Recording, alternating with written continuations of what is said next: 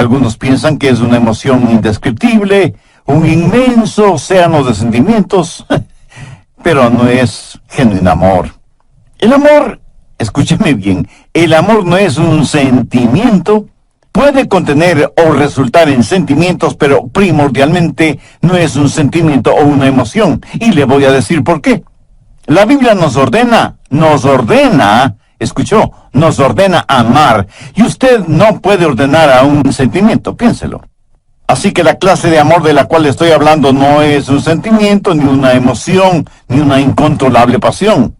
No sé de dónde la gente ha sacado la idea de que el amor es algo que nos sucede, que somos víctimas del amor, que nos enamoramos y ese enamoramiento simplemente sucede como por generación espontánea. La Biblia dice, maridos, amad a vuestras mujeres. Por favor, note que esto no es una sugerencia, es una orden, porque el amor verdadero tiene que ser una decisión y una conducta. Usted puede escoger el amar, y cuando así lo hace, el amor no es primordialmente un sentimiento, sino algo que usted hace. La razón por la cual estamos tan confundidos en este mundo y en este asunto es que usamos una sola palabra para el amor. Los griegos eran más exactos y tenían varias palabras para hablar del amor. Por ejemplo, la palabra eros, raíz de palabras como erotismo, erótico, dan a entender la clase de amor que un hombre puede sentir por una mujer y viceversa, y eso está bien. De hecho, es maravilloso. Pero no es de eros de lo que estoy hablando. Aunque debemos amar a todos, no amamos a todos en forma erótica. Y ni siquiera tengo que elaborar en este punto. Otra palabra griega para amor es fileo, que abarca lo que es el amor fraternal, la amistad, el compañerismo, la camaradería. En varios países del mundo hay ciudades que se llaman Filadelfia, o sea, amor fraternal. Y eso es muy positivo. Pero quiero centralizar mi mensaje en la palabra ágape, que tiene que ver con el amor divino, cómo tenerlo, cómo darlo, cómo recibirlo. Si usted quiere exhibir un diamante, lo pondrá sobre un terciopelo negro. Entonces podrá apreciar ese diamante en toda su exquisita belleza y perfección. ¿Sabe qué eso hace Dios con el amor ágape? Lo pone sobre el terciopelo negro de las obras de la carne. Veamos Gálatas 5. Empezando en el verso 19, y manifiestas son las obras de la carne, que son adulterio, fornicación, inmundicia, lascivia, idolatría, hechicerías, enemistades, celos, iras, contiendas, disensiones, herejía, envidias, homicidios, borracheras, orgías y cosas semejantes a estas. Note que todas estas cosas que el apóstol menciona son totalmente opuestas al amor.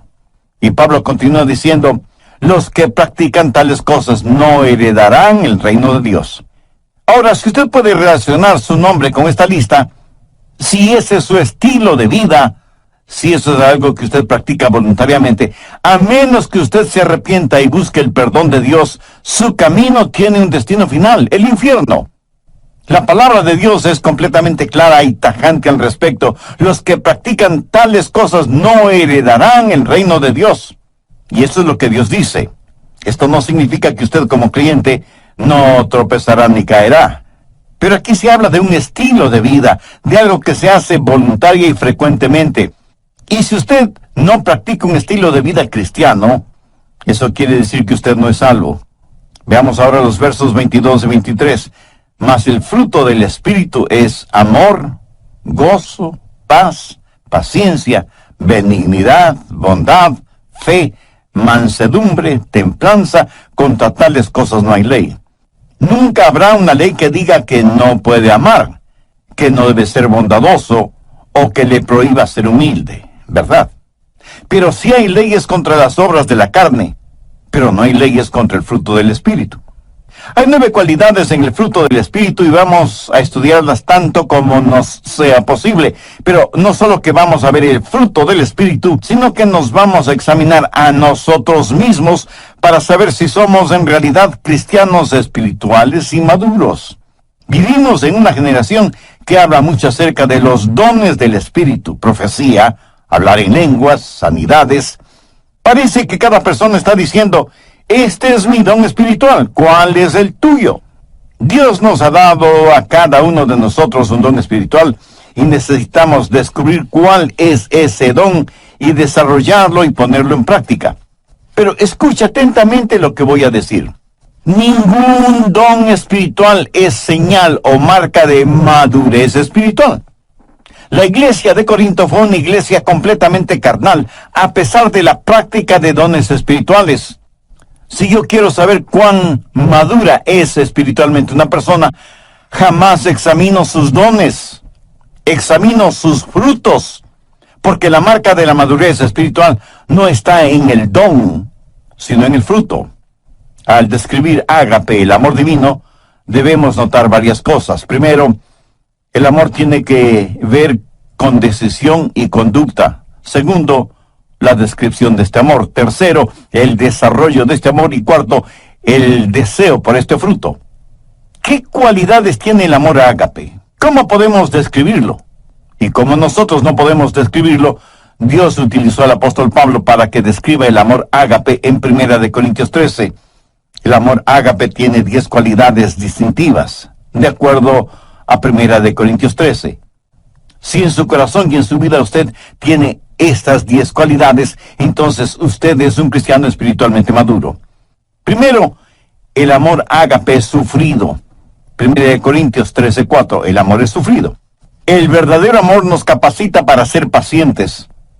Si usted es una persona impaciente, si dice, amé a tal persona hasta donde pude, pero ya no merece mi amor y por eso he renunciado a seguirla amando. Mi amigo, cuando usted deja de amar, ese momento es cuando usted menos se parece a Jesucristo. La Biblia dice que Jesús, habiendo amado a los suyos, los amó hasta el fin. El verdadero amor es sufrido, paciente. Perdona 70 veces 7, pero no se contenta con perdonar 490 veces, sino que sigue perdonando y perdonando y perdonando. ¿Por qué? Porque el amor es sufrido. Segundo, el amor ágape es benigno. ¿Y ahora qué es benignidad? Es servirnos los unos a los otros. No es servirnos los unos de los otros. Si nos amáramos, ¿qué haríamos los unos por los otros? Permítame ilustrar esto en primera persona. Si usted me ama, ¿qué es lo que me daría? No me daría lo que yo merezco, sino lo que yo necesito. Veamos Lucas 6, los versos 27 y 28. Pero a vosotros los que oís os digo, amad a vuestros enemigos, haced bien a los que os aborrecen, bendecid a los que os maldicen y orad por los que os calumnian. ¿Qué debemos hacer por nuestros enemigos? Amarles, ayudarles, ser bondadosos con ellos, orar por ellos. Y algunos de ustedes estarán pensando, pastor, yo no puedo hacer eso ni siquiera por mis amigos, menos lo voy a hacer por mis enemigos. Permítame hacer una pregunta. ¿Alguna vez lo ha tratado siquiera? Si alguien le ha hecho daño, ¿ha tratado usted de hacerle un bien? En otras palabras, ¿es usted para esa persona una bendición? Porque eso, mi amigo, es el amor ágape. Tercero, el amor ágape es sincero. El verso 4 dice, el amor no tiene envidia. Si usted es una persona envidiosa, celosa, es porque no ama a la persona que envidia o que cela. Si usted me envidia o yo le envidio, es porque ambos queremos las cosas que el otro tiene. Si yo quiero algo que es suyo, no me regocijaré de que usted lo tenga. Eso no es amar con sinceridad, así como no lo es que me disguste sobremanera cuando usted es alabado, cuando considero que su ganancia es mi pérdida. ¿De qué amor sincero podría estar hablando? El amor verdaderamente sincero se regocija cuando los demás son bendecidos y prosperados. Cuarto, el amor ágape no es jactancioso, más bien le capacita para que sea humilde, para que no sea vanidoso ni prepotente, ni mire a los demás por encima del hombro. La Biblia dice que no debemos considerarnos más que los demás. Busque Proverbios 21:4. Altivez de ojos y orgullo de corazón y pensamientos de impíos son pecado.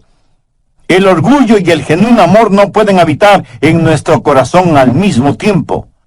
No podemos ser vanidosos y bondadosos a la misma vez. Una persona llena de egoísmo y orgullo jamás puede ser una persona llena del amor ágape. Sabe que las personas orgullosas son, además, argumentativas. La Biblia dice que solo por el orgullo viene la contención. ¿Sabe cuál es el problema en los hogares cuando hay argumentos y contenciones? Que se están enfrentando nuestros egoísmos y nuestros orgullos, y ninguno quiere perder. Quinto, el amor ágape es considerado. Verso 5. No hace nada indebido. ¿Sabe lo que eso significa? Significa que el verdadero amor es cortés, gentil. Cuando una persona hace lo indebido, es una persona tosca, ruda. Y todos conocemos a personas así, ¿no es cierto? Empujan para pasar, nunca piden permiso ni disculpas, se meten a la fuerza, desconocen las palabras por favor y muchas gracias. Lo triste y lamentable es que hay muchos cristianos que son así. ¿Qué es la cortesía? Pues no es nada más que la demostración del amor en las cosas pequeñas o aparentemente insignificantes. ¿Y quién no tiene amor en las cosas pequeñas? ¿Cómo podría tenerlo en las cosas grandes?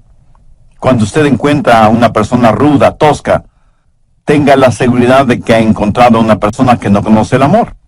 Una persona que no puede ser el reflejo del Señor Jesucristo, quien fue humilde y gentil, y siempre pensó primero en los demás.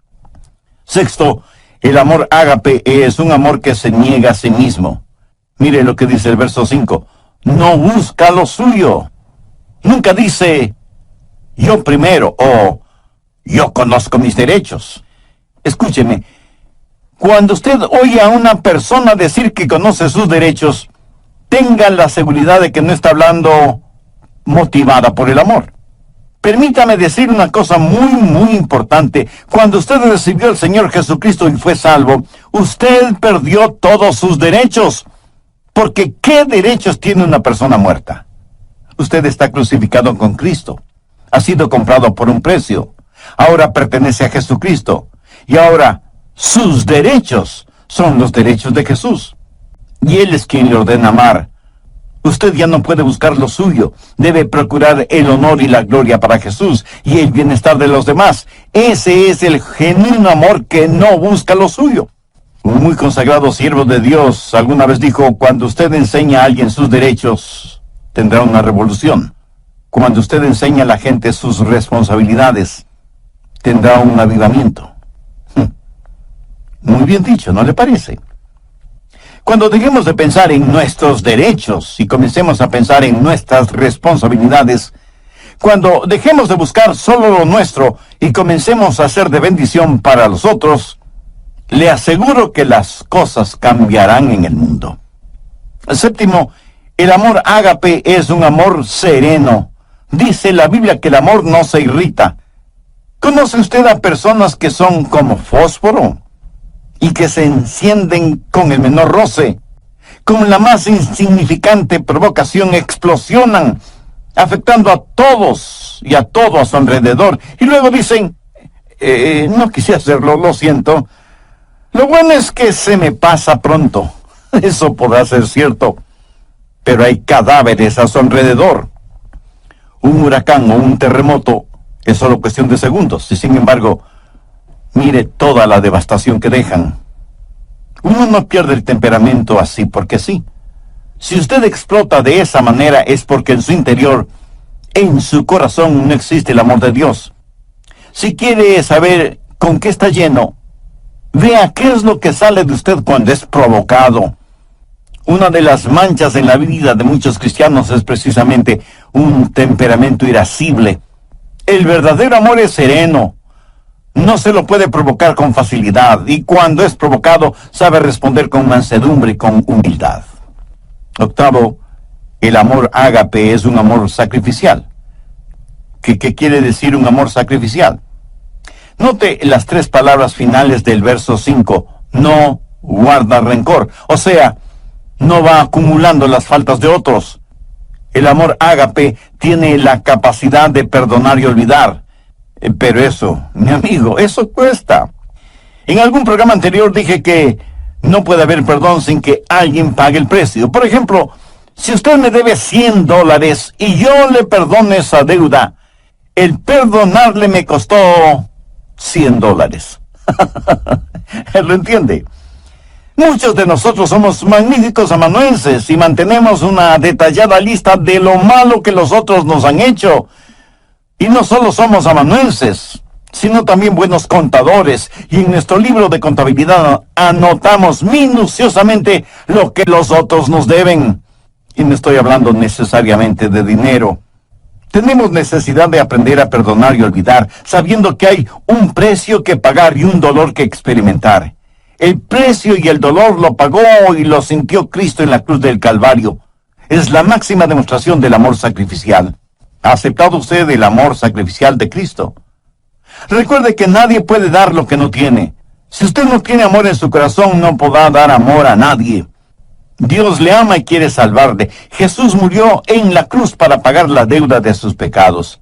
Si usted desea ser salvo ahora mismo, humíllese delante de Dios, confiese y arrepiéntase de sus pecados, e invite a Jesús a vivir en su corazón como su Salvador y Señor. Irving Ravelo, gracias por su sintonía al programa de hoy.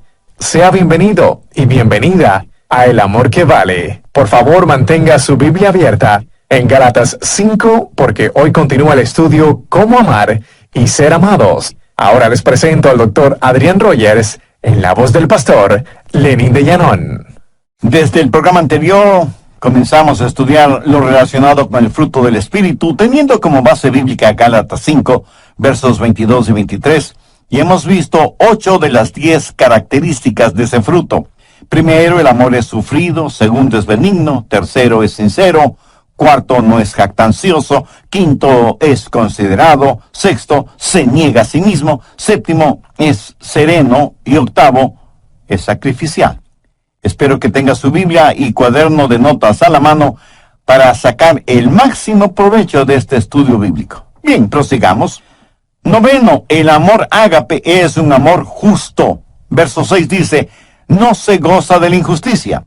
Eso quiere decir que cuando alguien peca o fracasa o hace algo equivocado, usted no se alegra por eso. Más bien debería llorar y orar por esa persona. ¿Sabe usted que el chisme es un pecado? ¿Por qué? Porque la persona chismosa se regocija en su iniquidad. Cuando escuchan algo negativo acerca de otra persona, casi no pueden esperar para contárselo a otras personas. Se parecen a la mujer que dijo, mi lema es, nunca digas algo acerca de otra persona, a menos que sea algo que valga la pena chismearlo. Y aunque por lo general creemos que las mujeres son las chismosas, permítame decirle que conozco hombres que son chismosos. Se regocijan y parece que hasta aman la chismografía. Son diseminadores de malas y falsas noticias. Se regocijan de la injusticia. Ahora escúcheme, no estoy diciendo que debe hacerse el desentendido frente al pecado, porque eso es imposible. El pecado tiene que ser enfrentado, pero no se regocije de la injusticia. Y antes de que usted diga algo negativo de otra persona, hágase las siguientes preguntas. Primera, sé que eso es verdad. Segunda, aun si fuera verdad, es necesario que lo diga. Tercera, y si lo digo, ¿cuál es mi verdadera motivación al decirlo? El amor ágape no se goza de la injusticia. La Biblia no habla de un amor ágape chapucero que simplemente ignora el pecado. No habla de un amor que siente cierta pena por la otra persona. Cuando usted sabe que otra persona está emocionalmente herida, cuando escucha que otra persona ha fracasado, ¿cómo reacciona? Hace poco conocí a un hombre que al saber del pecado de uno de sus amigos, cayó de rodillas, puso su rostro en el suelo y lloró intensamente por su amigo que había caído en pecado. Eso es empatía, no solamente simpatía. Eso es el tener el corazón quebrantado por el pecado de otros. Décimo, el amor ágape es un amor sufriente. Verso 7. Todo lo sufre, todo lo cree, todo lo espera, todo lo soporta. Esto de ninguna manera significa que el amor ágape se lo cree todo. Más bien quiere decir que el verdadero amor lo puede enfrentar todo, que no hay límites para su fe. Pero cuando usted ama, hay una carga que debe llevar, y desde ese punto de vista es un amor sufriente. La gente quiere saber por qué los seres humanos sufren. Algunos porque han perdido su fe en Dios. Dicen, ¿por qué Dios permite que los humanos sufran? Si Él es un Dios que todo lo sabe y todo lo puede, ¿por qué no detiene o elimina el sufrimiento? Escúcheme, Él pudo haberlo hecho. ¿Sabe cómo? Pues no creando a los seres humanos, o creándolos sin libre albedrío. Pudo habernos hecho robots, como una máquina tecnológica. Pero hubiera significado no tener ningún compañerismo con nosotros. Porque, verá, cuando Dios nos creó, corrió un divino riesgo. Él sabía lo que nosotros le íbamos a costar. Exactamente lo que sucede con padres que procrean hijos. ¿O usted cree que esto de tener hijos es como comerse un pastelito de manzana? Mi amigo, tener hijos cuesta no solo en términos monetarios, sino también espirituales y emocionales. Y aunque usted no lo crea, de una u otra forma, nuestros hijos nos romperán el corazón.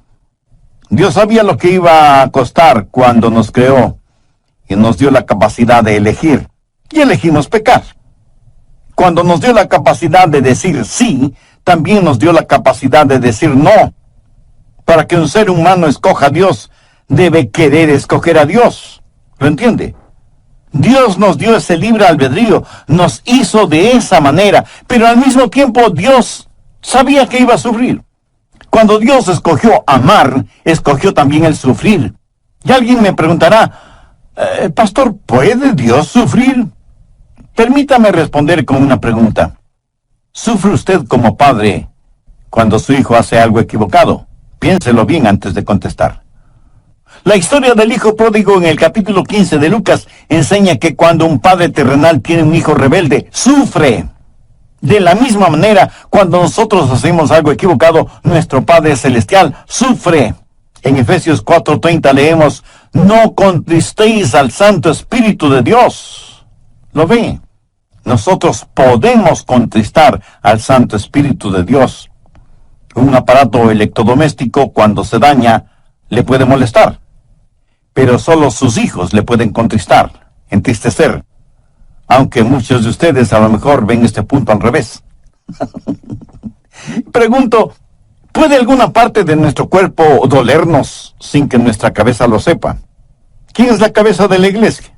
El Señor Jesucristo.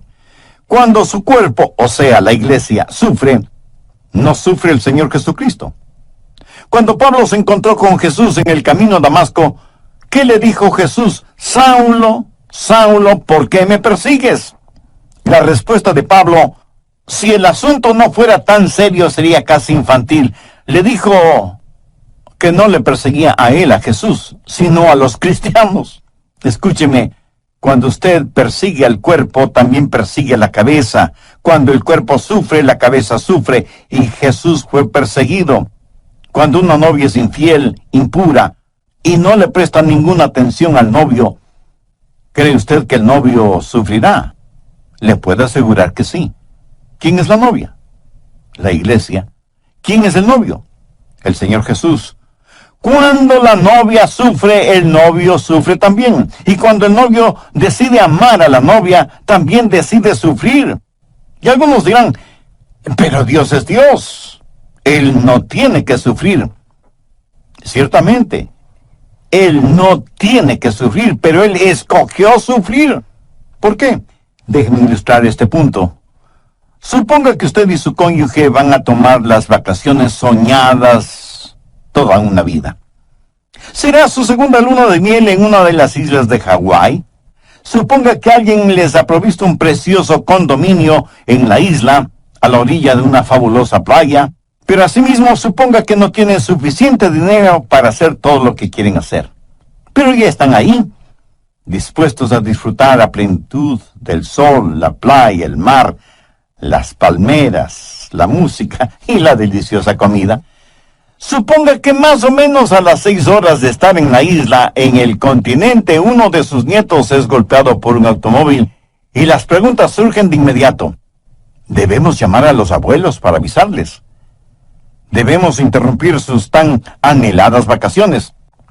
Ahora, ¿cuántos abuelitos y abuelitas que me están escuchando dirían, prefiero no saber nada y que me dejen disfrutar de mis vacaciones? ¿Cuántos tendrían la actitud de,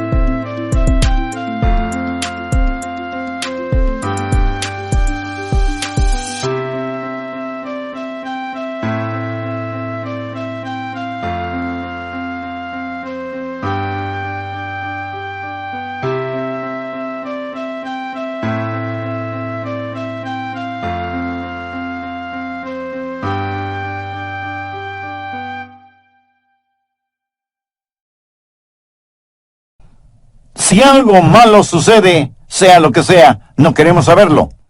No queremos que nada arruine nuestras vacaciones. Le puedo asegurar que antes de viajar rumbo a Hawái, usted habrá dicho a sus hijos y demás familiares, si algo sucede, llámenos de inmediato. Si algo podemos hacer desde allá, lo haremos. Y si no, regresaremos en el próximo vuelo. Eso es lo que hace el amor sacrificial. Las necesidades de los otros están, o deben estar, por encima de nuestras satisfacciones personales. Porque cuando usted se preocupa de las necesidades de los demás, sentirá una satisfacción personal indescriptible. Tercero, el desarrollo de este amor. Busque Gálatas 5:19. Habla de las obras de la carne. Las obras de la carne son naturales.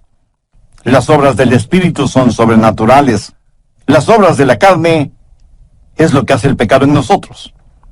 El fruto del Espíritu es lo que Dios hace por medio de nosotros. Esta clase de amor no la podemos producir por nosotros mismos, pero es la clase de amor que debemos llevar.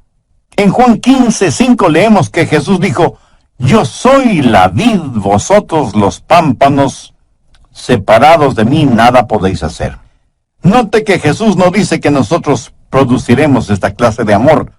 Romanos 5:5 es un versículo muy interesante, porque el amor de Dios ha sido derramado en nuestros corazones por el Espíritu Santo que nos fue dado. ¿Lo ve? Aquí se está hablando de un amor sobrenatural, el amor que proviene de la vid, se esparce en los pámpanos y produce el fruto. ¿Lo entiende? Usted no produce el fruto, solamente lo lleva.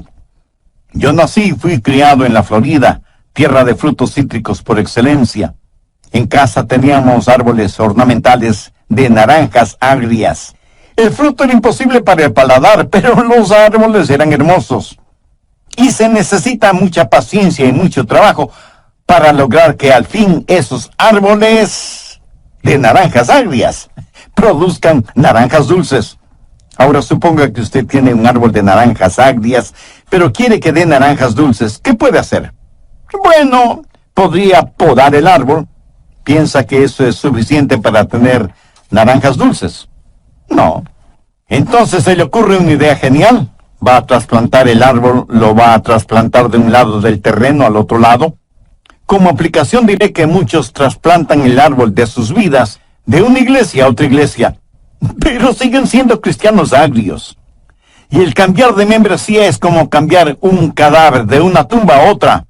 Perdonen esta comparación, así un poco esquelética. Como el cambiar el árbol de naranjas agrias de un lugar a otro no produce naranjas dulces, ¿qué más puede hacer? Bueno, pues ponerle nueva tierra, con bastante abono orgánico, no químico, cuidar el nivel de humedad de la tierra, que no le falta agua ni fertilizantes, y por último, cambiarle de nombre. Ya no se llamará árbol de naranjas agrias, sino árbol de naranjas dulces.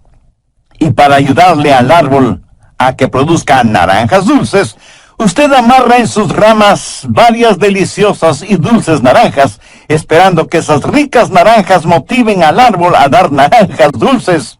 Y muchos de ustedes me dirán con toda razón que nadie, por ignorante que sea en cuestión de árboles frutales, haría una tontería así.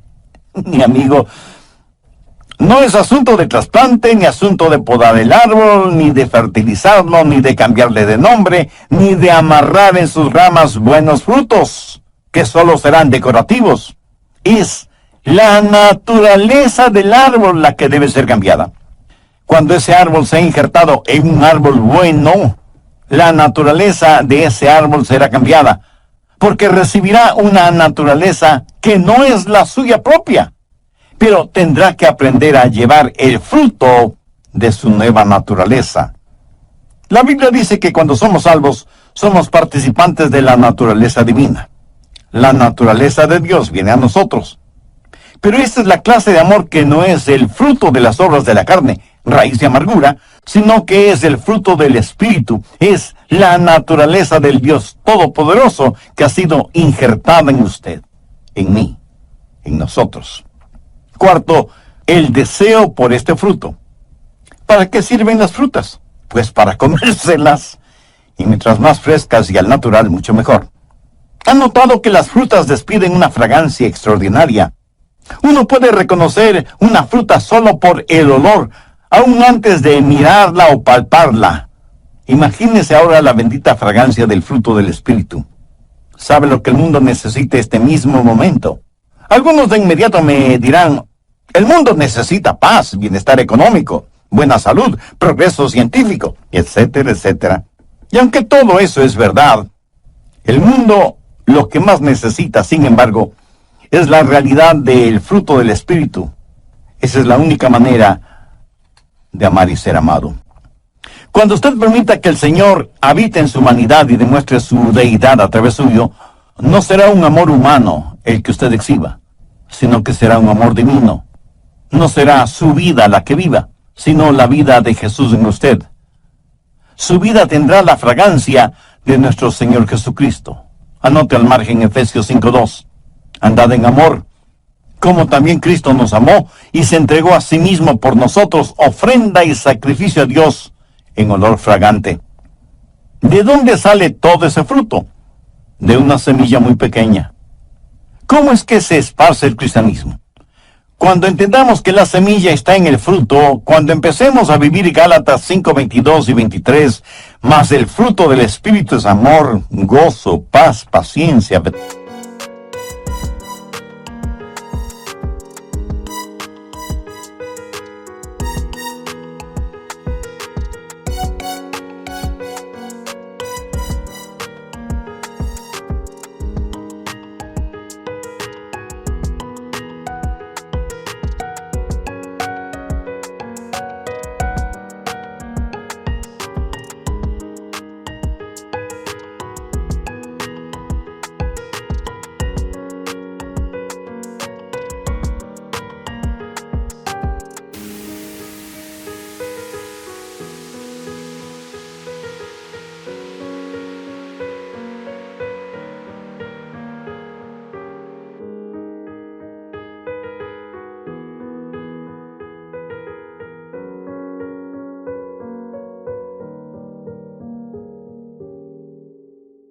Dignidad, bondad, fe, mansedumbre, templanza, entonces empezaremos a reproducirnos. Permita que el Espíritu de Dios hable a su corazón ahora mismo. Usted puede ya ser salvo, pero ha caído, ha tropezado, y se ha vuelto tan carnal que ha dejado de llevar su fruto espiritual. En Lucas 6, versos 44 y 45 leemos, porque cada árbol se conoce por su fruto. Pues no se cosechan higos de los espinos, ni de las zarzas se vendimian uvas. El hombre bueno del buen tesoro de su corazón saca lo bueno, y el hombre malo Del mal tesoro de su corazón saca lo malo, porque de la abundancia del corazón habla la boca. ¿Quiere orar una sencilla oración conmigo?